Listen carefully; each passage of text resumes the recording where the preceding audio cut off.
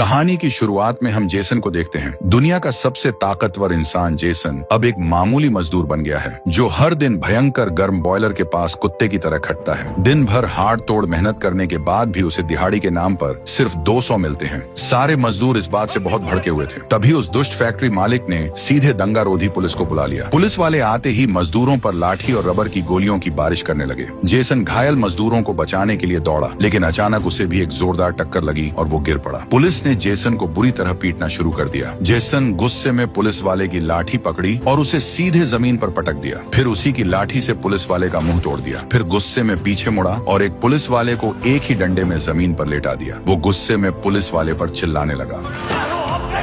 रात को काम खत्म करने के बाद जेसन अपने घर लौट आया। भले ही उसका काम थका देने वाला था, लेकिन उसका एक छोटा सा और बहुत प्यारा परिवार था। उसकी पत्नी जवान और बेहद खूबसूरत थी, जिसने उसे एक प्यारी सी बच्ची दी थी। पालने में खेलती अपनी बच्ची को देखकर जेसन को लगता था कि उसे दुनिया की सारी खुशियां मिल गई हैं। लेकिन उसी रात उसकी ये खुशियां हमेशा के लिए छिनने वाली थी। उस वक्त जेसन बस नहाकर निकला ही था और अपनी पत्नी के साथ खाना खाने जाने वाला था। अचानक उसने देखा कि उसकी पत्नी जमीन पर गिरी पड़ी है। वो घबरा कर हालात देखने ही वाला था कि तभी जब जेसन को होश आया तो उसने देखा कि उसकी पत्नी मर चुकी है और पुलिस वालों ने उस पर बंदूकें तान रखी हैं। जेसन के हाथ में खून से सना हुआ चाकू था, इसलिए पुलिस वालों ने सीधा मान लिया कि उसी ने अपनी पत्नी का खून किया है। इस तरह बेचारे जेसन को अपनी ही पत्नी के कत्ल के झूठे इल्जाम में फंसा दिया गया और उसे टर्मिनल आइलैंड की खूंखार जेल में भेज दिया गया। जेल में आते ही उस पर बर्फ जैसा ठंडा पानी फेंका गया। उसकी जमकर कुटाई हुई और घावों पर सफेद पाउडर छिड़क कर उसे एक नया कैदी बना दिया गया। जेसन को जिस सेल में रखा गया, वहां पहले से 3 खूंखार गुंडे मौजूद थे, जो उसे बड़ी ही हवस भरी नजरों से घूर रहे थे। जैसे ही जेल का गार्ड वहां से गया, सेल के अंदर से मार धाड़ की भयंकर आवाजें आने लगी। गार्ड को लगा कि उन गुंडों ने जेसन की अच्छी खासी मरम्मत कर दी होगी। वो हंसता हुआ मजे लेने वापस आया, लेकिन अंदर का नजारा देखकर उसके होश उड़ गए। जेसन अपने दोनों हाथ जेब में डाले बड़े स्वैग से खड़ा था, जैसे उसे कोई हरा ही नहीं सकता। और वो तीनों खूंखार गुंडे जमीन पर चारों खाने चित पड़े थे। अगले दिन जेसन का नया चेहरा कैंटीन में आते ही सभी का ध्यान खींचने लगा और हर कोई उसी के बारे में बात कर रहा था, क्योंकि मजदूर बनने से पहले जेसन एक बहुत ही मशहूर चैंपियन रेसर हुआ करता था। शादी और बच्चा होने के बाद जेसन ने रेसिंग छोड़ दी थी। किसी ने सपने में भी नहीं सोचा था कि वो अब जेल में होगा। अचानक कुछ गंजे गुंडे वहां आ धमके और खाना खा रहे जेसन को घेर लिया। ये सब ब्रदरहुड गैंग से थे और साफ दिख रहा था कि वो जानबूझकर पंगा लेना चाहते हैं। एक गुंडे ने जेसन के खाने में जानबूझकर थूक दिया। तभी उन गुंडों का बॉस रेक्स भी वहां आ गया और जेसन के ठीक पीछे खड़ा होकर अपनी दादागिरी दिखाने लगा। लेकिन उसे ये नहीं पता था कि उसने आज किससे पंगा ले लिया है। जेसन उठा और खाने की प्लेट से सीधा उसका मुंह तोड़ दिया। फिर एक और गुंडा आगे बढ़ा और जेसन ने उसका भी काम तमाम कर दिया। तभी एक गुंडे ने एक जोरदार घूंसा जड़ दिया। जेसन गुस्से में आ गया और प्लेट से उसका पैर ही तोड़ दिया। इस भारी बवाल के बाद जेसन को ग्रेस के सामने पेश किया गया। ये सुनहरे बालों वाली ग्रेस बहुत ही क्रूर और जालिम थी। कोई भी बात उसे पसंद न आए तो वो कैदियों को डंडों से मरवाती थी। लेकिन ग्रेस को जेसन का रेसिंग का तगड़ा अनुभव और उसका शानदार रिकॉर्ड पता था, इसलिए वो चाहती थी कि जेसन टर्मिनल आइलैंड पर होने वाली डेथ रेस में हिस्सा ले। दरअसल टर्मिनल आइलैंड जेल पैसा कमाने के लिए डेथ रेस का लाइव टेलीकास्ट करवाती थी। रेस जितनी खूनी होती, टीवी पर उसकी टीआरपी उतनी ही ज्यादा आती। पिछली रेस में सबसे ज्यादा पसंद किया जाने वाला रेसर एक नकाबपोश कैदी था, लेकिन पिछली 2 रेस में उसके सबसे बड़े दुश्मन विक्टर ने बिना कोई नियम माने उस पर तोप का गोला दाग दिया और उसे हवा में उड़ा दिया। उसके मरने से रेस की टीआरपी एकदम धड़ाम से गिर गई थी। इसलिए ग्रेस चाहती थी कि जेसन वो नकाब पहनकर उसके रूप में रेस लड़े और गिरी हुई टीआरपी को वापस लाए। जेसन को मनाने के लिए ग्रेस ने एक बहुत बड़ा लालच दिया। उसने कहा कि अगर जेसन 5 रेस जीत जाएगा तो उसे हमेशा के लिए जेल से आजाद कर दिया जाएगा। अपनी प्यारी बच्ची की याद में तड़प रहे जेसन के पास और कोई चारा नहीं था। उसे मजबूरी में हाँ कहना ही पड़ा। जेसन को गाड़ियों के वर्कशॉप में ले जाया गया और उस पुराने नकाबपोश रेसर की टीम को सौंप दिया गया। इस टीम का लीडर बहुत ही पुराना और तगड़ा मैकेनिक था, जिसे सब कोच बुलाते थे। टीम के बाकी लोग भी अच्छे थे। उन्होंने जेसन को उसकी खूंखार रेसिंग कार दिखाई। ये कार एक फोर्ड मस्टैंग A80 को मॉडिफाई करके बनाई गई थी। इसमें V8 इंजन लगा था, जो 850 हॉर्स पावर की भयंकर ताकत और 700 पाउंड का टॉर्क पैदा करता था। इन सब चीजों के अलावा कोच ने इसमें अपने कुछ खास जुगाड़ भी लगाए थे। कार के चारों तरफ 0.75 इंच की बुलेट प्रूफ लोहे की प्लेट लगी थी। पीछे की तरफ 6 इंच मोटी लोहे की ढाल थी, जिसे कोच कब्र का पत्थर कहता था। कार के आगे 2 भारी मशीन गन लगी थी। अंदर पेट्रोल बम, स्मोक बम और बचने के कई सारे सिस्टम थे। ये कार नहीं, साक्षात मौत की मशीन थी। जेसन ने कार में एक बटन देखा जिस पर खतरे वाला निशान बना था। उसे लगा ये कोई भयंकर मिसाइल का बटन है, लेकिन वो सिर्फ एक सिगरेट लाइटर निकला। इसके बाद कोच ने जेसन को बाकी खूंखार रेसर्स के बारे में बताया। लियो एक चीनी अमेरिकी है जिसके पास बिजनेस की डिग्री है और वो बहुत तेज दिमाग वाला गैंगस्टर है। वो डेथ रेस में 4 लोगों की जान ले चुका है। घोस्ट टैटू वाला एक पागल इंसान है। वो ग्रेस का बहुत बड़ा दीवाना है और अब तक 12 लोगों को टपका चुका है। ब्रदरहुड गैंग का बॉस रेक्स, जिससे जेसन पहले ही भिड़ चुका था। और सबसे खतरनाक था मशीन गन विक्टर, जो पुराने नकाब पोश रेसर के टक्कर का टॉप रेसर था। विक्टर वही था जिसने अपनी तोप से पुराने नकाब पोश रेसर के चिथड़े उड़ाए थे। यही जेसन का सबसे बड़ा और तगड़ा दुश्मन था। वो लोग बात ही कर रहे थे कि तभी कुछ नए कैदी वहाँ आए। उन सबके हाथों में जीपीएस ट्रैकिंग वाले कड़े बंधे थे। कोच ने बताया कि ये मौत की सजा वाले कैदियों को भागने से रोकने के लिए होता है। ये कड़ा देखकर जेसन यादों में खो गया। उसे याद आया कि जिस रात उसकी पत्नी का खून हुआ था, उस अनजान कातिल के हाथ में भी बिल्कुल ऐसा ही कड़ा था। जेसन का दिमाग ठनक गया। क्या उसकी पत्नी का कत्ल और उसका जेल में आकर रेस में हिस्सा लेना पहले से ही तय था? जेसन ने कसम खाई कि वो इस पूरे रात से पर्दा उठाकर रहेगा। जल्द ही रेस का दिन आ गया। जेसन ने अपना नकाब पहना और लोगों के धक्के के साथ गाड़ी में बैठ गया। तभी वहाँ एक बस आई जिसमें से कई सारी बेहद हॉट लड़कियां उतरी। इन्हें महिला जेल से चुना गया था ताकि ये रेसर्स की नेविगेटर बन सके। जेसन की नेविगेटर तो और भी ज्यादा कातिलाना थी, जिसे देखकर किसी के भी पसीने छूट जाएं। उसका नाम लिली था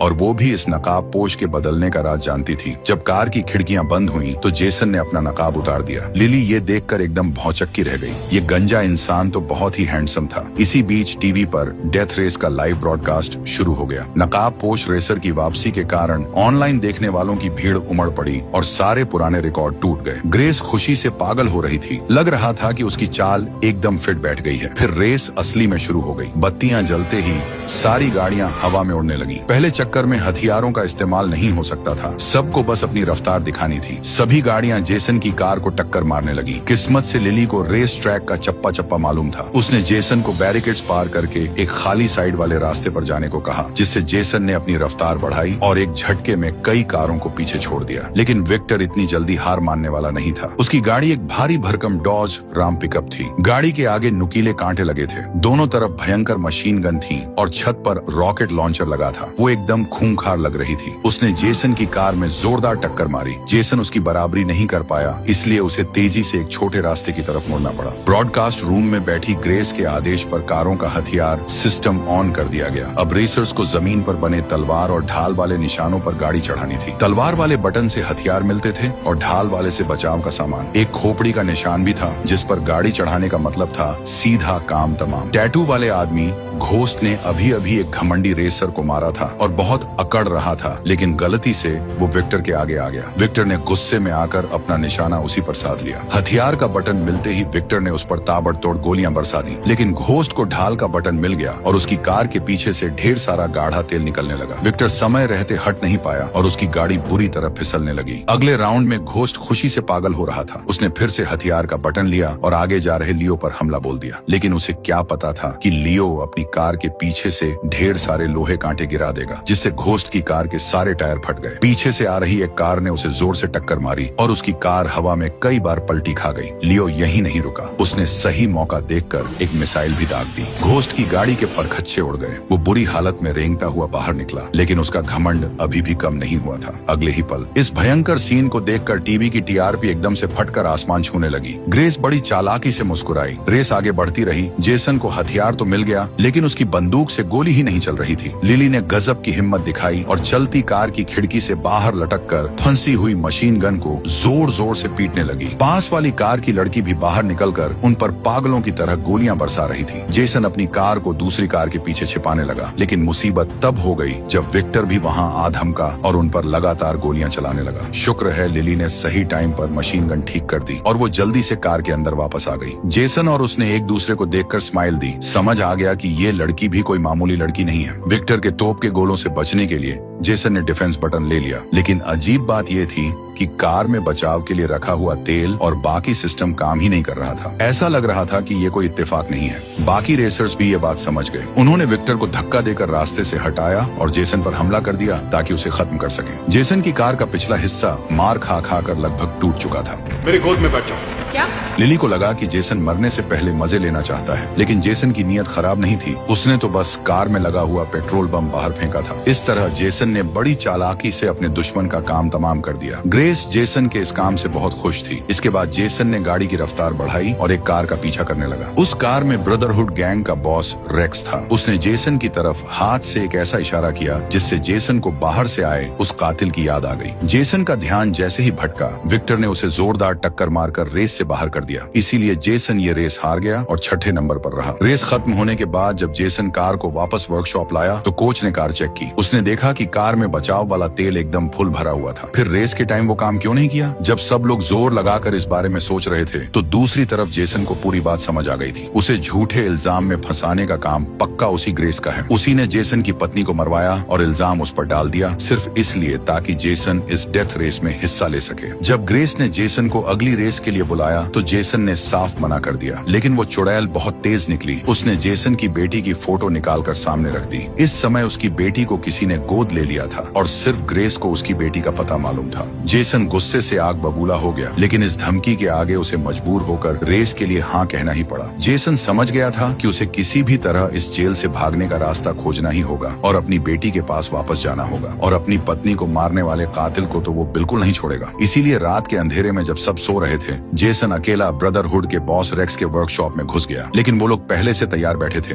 गंजे गुंडे डंडे लेकर जेसन के पेट में भयंकर मुक्के बरसाने लगे। दर्द के मारे जेसन ने अपनी गर्दन पकड़ ली। रेक्स भी भागकर आ गया। वो कैंटीन वाली लड़ाई का बदला लेना चाहता था। उसने एक बड़े से बिजली वाले डंडे से जेसन पर जोरदार वार किया। गुंडों से घिरा जेसन वापस मार नहीं पा रहा था। रेक्स ने फिर से हमला किया और एक जोरदार लात मारी, जिससे जेसन का सिर चकरा गया और वो लगभग बेहोश होने वाला था। रेक्स बस आखिरी वार करने ही वाला था कि अचानक वो दर्द से चीख पड़ा और रुक गया। असल में जेसन की टीम के मोटे लड़के ने पीछे से हमला कर दिया था। रेक्स गुस्से में पागल होकर मोटे लड़के की तरफ झपटा। जेसन को मौका मिल गया। उसने जमीन से लोहे का एक भारी टुकड़ा उठाया और वहां खड़े गार्ड के पैर पर पूरी ताकत से दे मारा। जेसन अब पूरी तरह आजाद था और उसने अपने हाथ पैर खोल ली। उसने जमीन पर पड़ा लाल रंग का फायर एक्सटिंग्विशर उठाया और एक ही झटके में एक गुंडे का सिर फोड़ दिया। जेसन के हाथ में सिलेंडर देखकर छोटे गुंडे पीछे हटने लगे। जेसन ने एक गुंडे को दीवार से सटाया और ऐसा जोरदार राइट हुक मारा कि उसका चेहरा खून से नहा गया। जेसन उसे छोड़ना नहीं चाहता था। वो गुंडे की तरफ तेजी से झपटा। जेसन ने फिर से एक जोरदार वार किया और लगातार हमले करता रहा। उसके बाद एक तगड़ी साइड किक भी मारी। जेसन ने देखा कि छोटा गुंडा उड़कर दूर जा गिरा है। छोटे गुंडे को आखिरकार डर लग गया था। जेसन साक्षात यमराज लग रहा था। उसने वर्कशॉप का एक भारी टूल बॉक्स उठाया और छोटे गुंडे की पीठ पर दे मारा। इससे तो उसकी सारी हड्डियां ही सीधी हो गई होंगी। जेसन अभी भी उसे बख्शने के मूड में नहीं था। उसने उसकी सस्ती बनियान पकड़ी, उसे हवा में उठाया और दूर फेंक दिया, जिससे वो पास के लोहे के रैक पर जा गिरा। इसके बाद उसने गुंडे को बाहर खींचा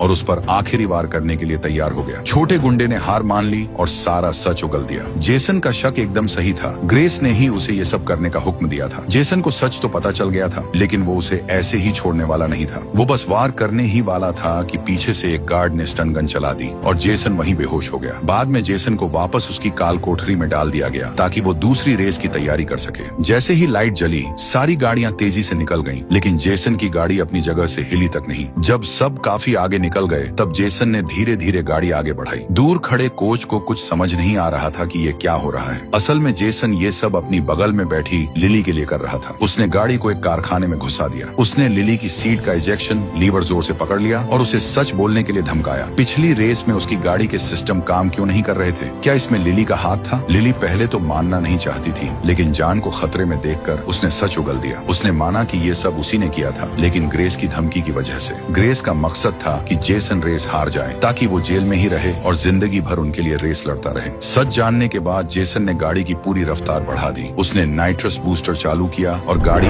एकदम रॉकेट की तरह पलक झपकते ही बाकी रेसर्स के पास पहुंच गई। उसने ऊपर बैठी ग्रेस को घूर कर देखा और कसम खाई कि इस चुड़ैल से वो बदला लेकर रहेगा। फिर उसने विक्टर को जोरदार टक्कर मारी। विक्टर जब तक कुछ समझ पाता वो सड़क के किनारे जा गिरा। जेसन ने उसे ज्यादा नहीं मारा क्योंकि जेसन का असली निशाना रेक्स था, वही आदमी जिसने उसकी पत्नी को मारा था। जेसन रेक्स के बिल्कुल करीब पहुंच गया। दोनों कारें आपस में भिड़ गईं और चिंगारियां उड़ने लगी। लिली चीखकर जेसन को ढाल लेने को कह रही थी, लेकिन जेसन ने उसकी एक नहीं सुनी और सीधे हथियार वाला बटन ले लिया। वो अपना बदला लेने के लिए पूरी तरह तैयार था। उधर रेक्स को भी हथियार मिल गया और उसने जेसन पर ताबड़तोड़ गोलियां बरसानी शुरू कर दी। किसी ने सपने में भी नहीं सोचा था कि जेसन छिपने के बजाय अपनी कार को उल्टा घुमाएगा और रेक्स की कार पर लेजर तोप से फायरिंग करने लगेगा। जेसन की कार बैक गियर में दौड़ रही थी और दोनों तरफ से भयंकर गोलीबारी हो रही थी। थोड़ी देर में जेसन को डिफेंस का बटन मिल गया। उसने तुरंत कार घुमाई और स्मोक बम चालू कर दिया। कार के पीछे से इतना भयंकर काला धुआं निकला कि रेक्स की पूरी कार उसमें छिप गई। उसे 1 इंच आगे का रास्ता नहीं दिख रहा था।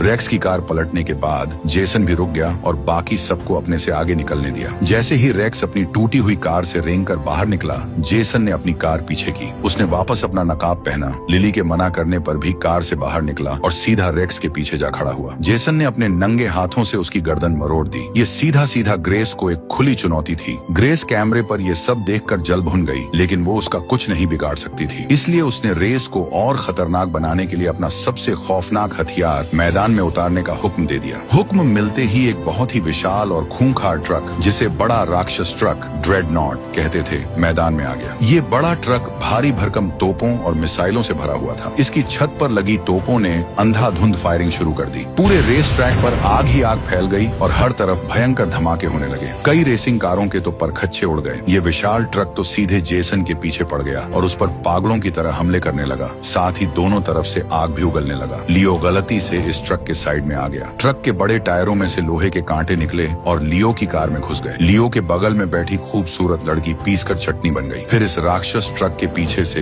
एक कांटेदार मोटी जंजीर निकली और उसने लियो की कार को जकड़ लिया। ट्रक की टोप सीधा उसकी तरफ घूम गई और लियो को अपनी मौत माननी पड़ी। अब मैदान में सिर्फ जेसन और विक्टर बचे थे। जेसन ने मोटे लड़के को कॉल किया और कहा कि विक्टर को मैसेज दे कि हम दोनों को मिलकर इस बड़े राक्षस का काम तमाम करना होगा। उन दोनों ने मिलकर ट्रक के जोरदार हमलों का सामना किया और किसी तरह अपनी गाड़ियां उस विशाल ट्रक के बिल्कुल आगे ले आईं। दोनों ने अपनी कारों की रफ्तार एक बराबर की और एक ही समय पर ट्रैक पर बने मौत की खोपड़ी वाले बटन को दबा दिया। ग्रेस का वो सबसे बड़ा हथियार इतनी आसानी से चकनाचूर हो गया। जेसन ने ये रेस जीत ली। जेल के सारे कैदी खुशी से झूम उठे और जेसन के लिए तालियां पीटने लगे, लेकिन ऊपर बैठी ग्रेस का चेहरा गुस्से से पीला पड़ गया था। उसे अब जेसन को इस रेस में लाने पर पछतावा हो रहा था, क्योंकि मामला अब उसके हाथ से बाहर जा रहा था। उसने कसम खाई कि अगली रेस में वो जेसन को किसी भी कीमत पर खत्म कर देगी। वैसे भी दुनिया वालों को तो सिर्फ नकाब से मतलब है, अंदर कौन है इससे उन्हें क्या फर्क पड़ता है। फाइनल रेस से पहले उसने सारे कैदियों की एक मीटिंग बुलाई। जब वर्कशॉप में कोई नहीं था तो उसने अपने गुंडों से जेसन की कार के नीचे एक खतरनाक बम लगवा दिया। मीटिंग में ग्रेस ने सबके सामने ऐलान किया कि जो भी ये आखिरी रेस जीतेगा उसे हमेशा के लिए जेल से आजाद कर दिया जाएगा। लेकिन जेसन अंदर की सारी सच्चाई जानता था। इतने सालों में कोई भी यहाँ से जिंदा वापस नहीं गया था। सामने खड़ी वो औरत पूरी तरह से धोखा दे रही थी। मीटिंग खत्म होने के बाद कोच ने जेसन को एक वीडियो क्लिप दिखाया। ये वही वीडियो था जिसमें घोस्ट की कार पलटकर चकनाचूर हुई थी। जेसन तुरंत कोच का इशारा समझ गया। यही वीडियो क्लिप इस जेल से भागने का असली मास्टर प्लान था। इसलिए जेसन अकेला विक्टर की वर्कशॉप में गया और उसे पूरी सेटिंग कर ली। कुछ ही देर बाद डेथ रेस का फाइनल मुकाबला आ गया। अब मैदान में बस 2 ही लोग अपनी जान की बाजी लगाने के लिए बचे थे। जेसन को हराने के लिए विक्टर की गाड़ी में रॉकेट लॉन्चरों की एक पूरी लाइन लगा दी गई थी, जो किसी भी ढाल को चीर सकती थी और बेहद खतरनाक थी। जेसन भी अपनी कार में बैठ गया। लिली फिर से उसके साथ बैठ गई, लेकिन इस बार लिली ने ग्रेस के बम वाले प्लान के बारे में जेसन को पहले ही बता दिया था। ऐसा लग रहा था कि लिली अब जेसन की पक्की दीवानी बन चुकी थी। रेस शुरू होते ही दोनों गाड़ियां हवा से बातें करने लगी, लेकिन बेईमान जेल गार्ड्स ने चुपके से जेसन की कार के हथियार वाले बटन बंद कर दी और सारी पावर विक्टर को दे दी। अब ये रेस नहीं,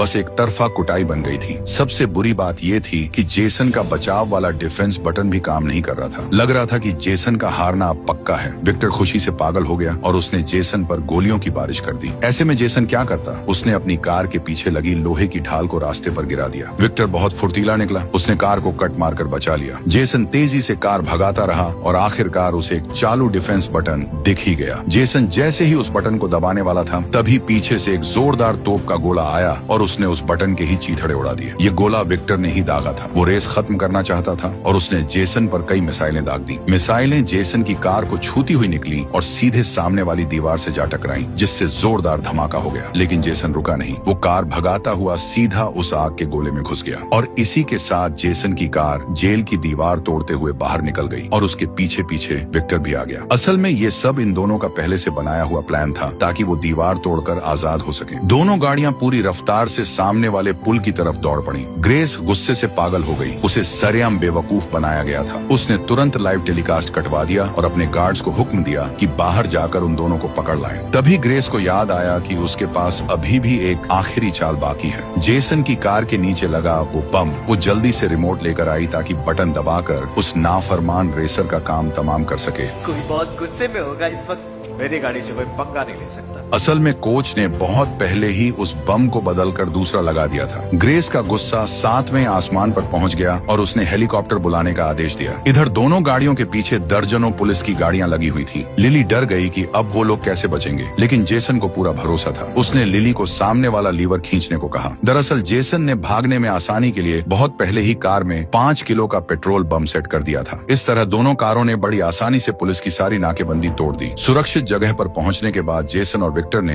एक दूसरे को अलविदा कहा और दोनों अलग अलग भागने लगे। हालात देखकर ग्रेस ने जेसन को पकड़ने का फैसला किया, लेकिन जेसन को पकड़ना इतना आसान नहीं था। उसने लिली की आंखों में देखा और कार से छलांग लगाकर गायब हो गया। लिली कार को भगाती रही। आसमान में उड़ रहे हेलीकॉप्टर से कुछ साफ नजर नहीं आ रहा था, इसीलिए वो उसी कार का पीछा करते रहे। लिली ने एक सुनसान जगह पर कार रोकी, अपना नकाब पहना और कार की छत पर चढ़ गई। पुलिस वालों ने तुरंत उसे चारों तरफ से घेर लिया। उन्हें क्या पता था कि असली जेसन और विक्टर दोनों एक ट्रेन में छिपकर हमेशा के लिए वहां से आजाद हो चुके थे। दोनों खुश तो बहुत थे, लेकिन उन्हें बस इसी बात का अफसोस था कि वो अपने हाथों से उस ग्रेस को नहीं मार पाए। उधर ग्रेस को लग रहा था कि उसने जेसन को पकड़ लिया है। वो घमंड से मुस्कुरा रही थी। तभी एक गार्ड उसे जीत की खुशी में एक गिफ्ट बॉक्स देकर गया। उसने खुशी खुशी बॉक्स खोला, लेकिन अंदर देखते ही उसकी आंखें फटी रह गईं। उसमें एक बम था। ये असल में कोच का भेजा हुआ तोहफा था। 6 महीने बाद मैक्सिको में जेसन और विक्टर ने मिलकर एक कार रिपेयर शॉप खोल ली थी। वो लोग रेसिंग के दीवानों की कारों को मॉडिफाई करते थे, जो खुद को परिवार कहते थे। अचानक वहाँ एक स्पोर्ट्स कार आकर रुकी और उसमें से एक